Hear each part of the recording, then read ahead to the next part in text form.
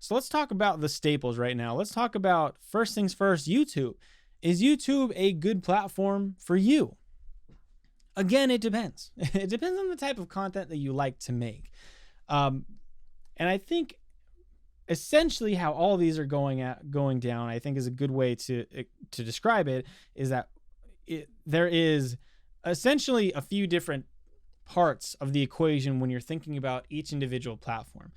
So one of them is the content that works well on each platform, the people that are on the platform, and then the algorithm of the platform, right? Because if you're, making something, but it goes against what the algorithm thinks is good, then it's not going to really be worth it for you. You're fighting an uphill battle. So let's talk about YouTube. What content works well on YouTube? This tends to fluctuate. You can check the trending pages to see generally what people are into, but I think it's pretty common knowledge. People are into videos that are within like 7 to maybe 20 minutes or so, like longer form videos, like short film type lengths. People are really into that stuff. That's the stuff I really like a lot, and especially for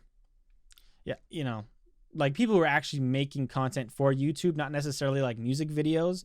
We can talk about that a different episode. I'd love to talk about music videos specifically, but if you're making content for YouTube, the things that work are longer form videos. What does that mean? That means that you need to keep people's attention for longer. That is an art. That is something that I have definitely not figured out myself, but I do think is important whenever you're trying to analyze, is YouTube a good fit for me? Is this something that works? The reason that I put all my stuff on YouTube is it's a good hub for everything that I put out. It's a good platform for me. With these specifically, a lot of the videos that I make, the cuts and the highlights and everything from the podcast, they work really well with the timeline that YouTube tends to like. And the reason that YouTube likes that is because people are more likely to stay on YouTube longer if they click on videos less.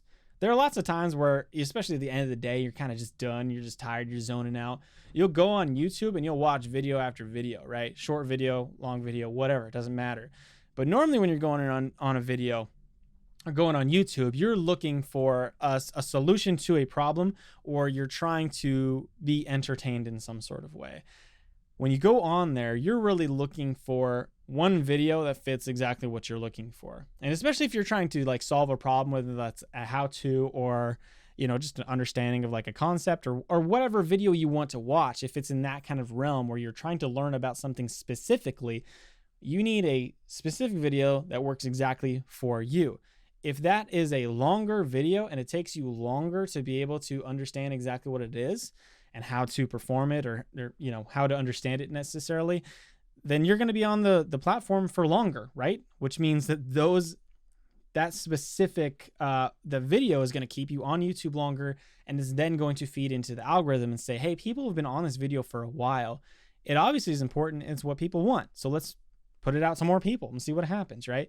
That's how you'll see that these videos from like 10 years ago will pop up in your recommended, because all of a sudden it'll get sent out to a few people. The algorithm is like testing it again. It sees that it's getting a bunch of like long retention rate, and then it kicks out to more and more people.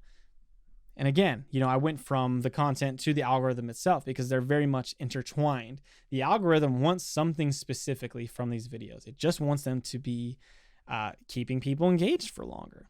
And that's really it. For YouTube, that sweet spot is that time frame I talked about, 7 to 20 minutes, maybe 25 you can get away with for sure. Anything longer, it's an uphill battle for sure. But, just to get people to stay that long. And I from what I understand, and I don't know everything about the YouTube algorithm, I'll be quite clear on that.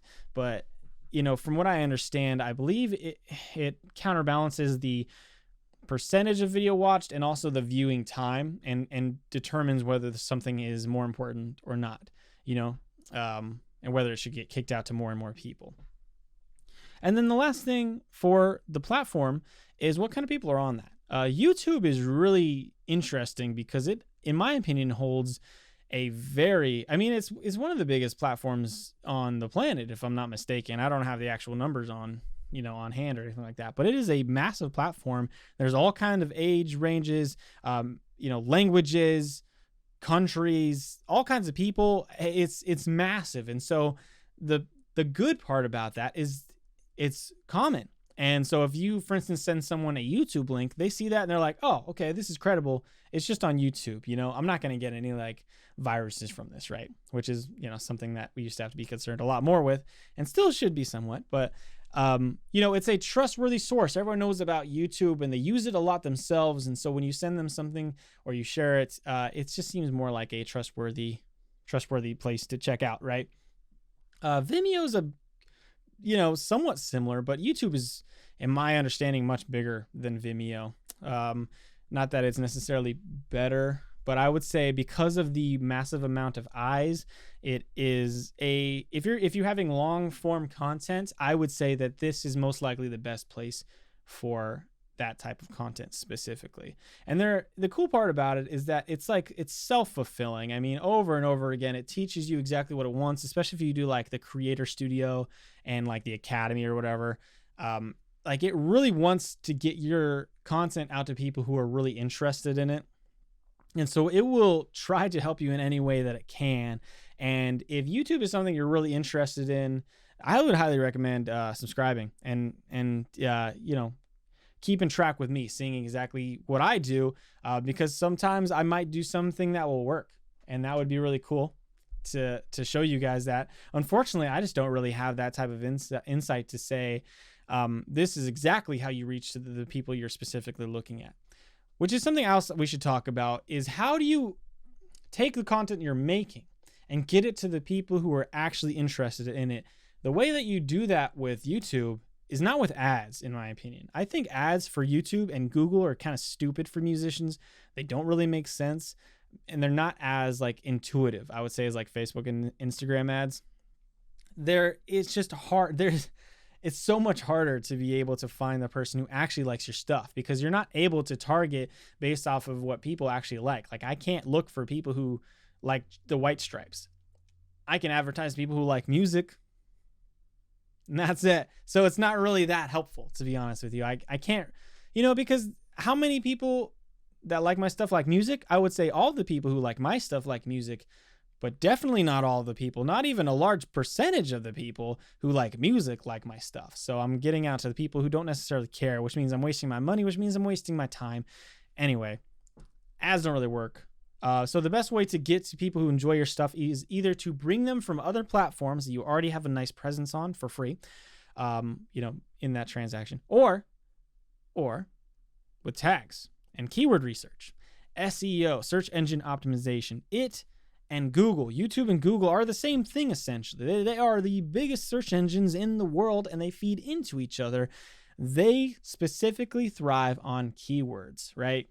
So if YouTube is something you're into, that's how you need to attack it. You need to find the audience specifically with keyword research. I would highly recommend vidIQ. That's what I use. I think there's a whole bunch of other like keyword research tools, but you know, that one for me is like $50 a month, and it's worth it. It's worth it for what I do, because I have a lot of content that I'm like, I don't necessarily make for somebody, but I have a lot of good ideas from that, and you can make videos for the audience that you already make content for and get it out to them, and make other videos that they'd be interested, thus feeding the algorithm, thus the algorithm getting you in front of people who tend to like stuff that you make. Anyway, that's YouTube.